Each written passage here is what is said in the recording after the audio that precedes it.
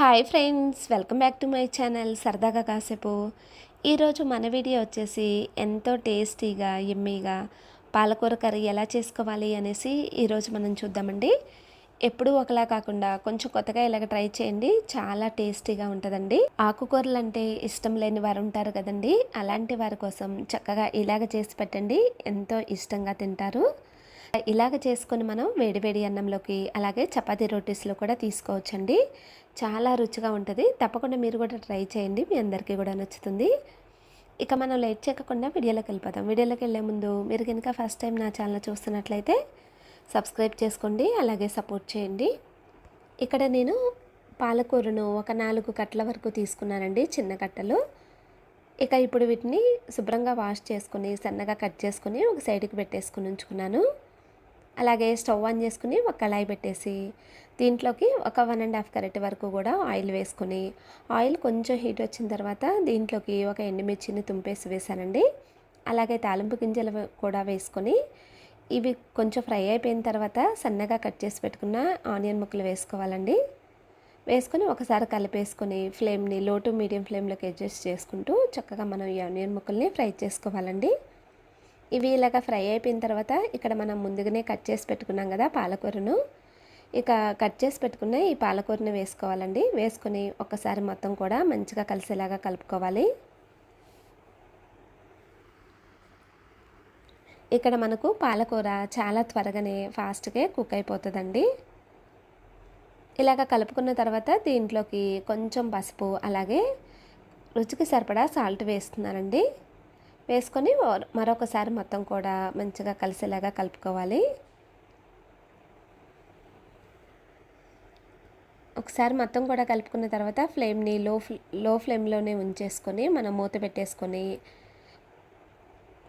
ఈ పాలకూరను మనం ఫ్రై చేసుకుందామండి.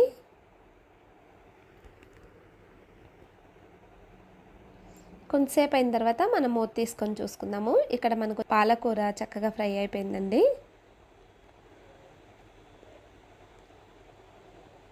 ఇలాగ ఫ్రై అయిపోయిన పాలకూరలోకి ఇక ఇప్పుడు నేను ఒక గుప్పెడ వరకు పెసరపప్పును ఒక 10 నిమిషాల ముందే ఒక బౌల్లోకి వేసుకుని వాటర్ యాడ్ చేసుకొని నానబెట్టేసుకొని ఉంచుకున్నానండి.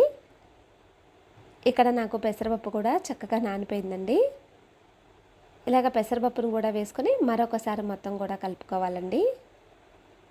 ఇలాగా ఈ పాలకూరలోకి చక్కగా ఇలాగ మనం పెసరపప్పును కూడా యాడ్ చేసామనుకోండి, మరింత మనకి హెల్తీగా చాలా టేస్టీగాను ఉంటుందండి. వేసుకొని జస్ట్ కొంచెంసేపు అలాగా ఫ్రై అవ్వనివ్వాలండి. మూత పెట్టేసుకొని కొంచెంసేపు ఫ్రై అయిపోయిన తర్వాత మనం మూత తీసుకొని చూసుకుందాము. ఇక్కడ మనకు చక్కగా పాలకూర అలాగే పెసరపప్పు కూడా చక్కగా కుక్ అయిపోయిందండి. ఇంకా ఇప్పుడు దీంట్లోకి అప్పటికప్పుడు రెడీ చేసి పెట్టుకున్న ఈ వెల్లుల్లి పేస్ట్ వేసుకొని ఒకసారి మొత్తం కూడా కలిపేసుకొని అలాగే రుచికి సరిపడా కారం కూడా వేసుకోవాలండి.